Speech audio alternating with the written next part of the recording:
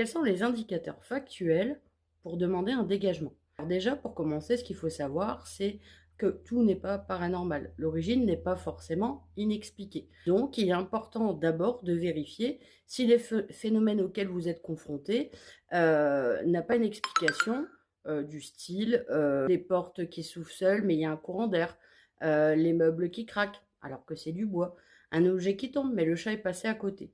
Vraiment, ça, c'est une étape hyper importante parce que tout n'est pas paranormal et on a une trop forte tendance à penser que ça l'est. Ensuite, quand effectivement, il vous arrive des choses inexpliquées, et là où vous allez vraiment demander du coup aux professionnels un diagnostic. Un diagnostic pourquoi? Déjà établir si vraiment c'est ésotérique ou paranormal et connaître la genèse de l'histoire, le pourquoi vous êtes embêté. Parce que si on n'a pas cette information-là, vous aider de manière qualitative, ça va être très compliqué. Donc à partir du moment où vous avez des fatigues, je dis bien inexpliquées, donc il y a aussi le côté médical à voir. Et il y a d'autres points, comme des bleus qui apparaissent ou des griffes, etc. On va voir d'abord le médical. Quand vous avez effectivement des objets qui bougent seuls, on appelle ça un phénomène de poltergeist. En effet, là, il faut se poser des questions.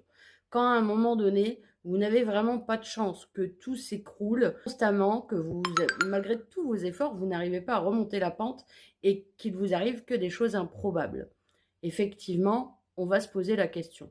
Lorsque vous avez un bien qu'il est à vendre et qu'il ne se vend pas, pourtant, le prix est attractif, le lieu est bien positionné, mais malgré ça, pas moyen de le vendre.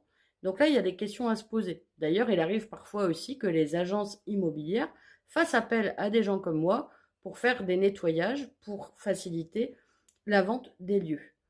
Et ce que je trouve même formidable, c'est que du coup, le lieu sera bénéfique pour la personne qui va l'acquérir. Donc, surtout, dans un premier temps, on relativise et on observe.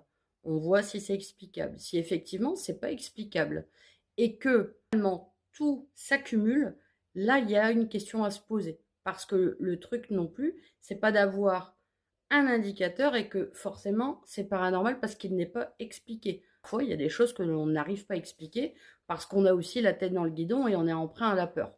Donc voilà, si vous avez une accumulation de ce genre de choses, vous pouvez envisager de voir avec un médium pour d'abord pratiquer un diagnostic qui va pouvoir établir non seulement la cause, si c'est bien ésotérique ou paranormal, et comment axer finalement le dégagement ou les dégagements, parce que parfois certains dégagements demandent à ce qu'on agisse plusieurs fois.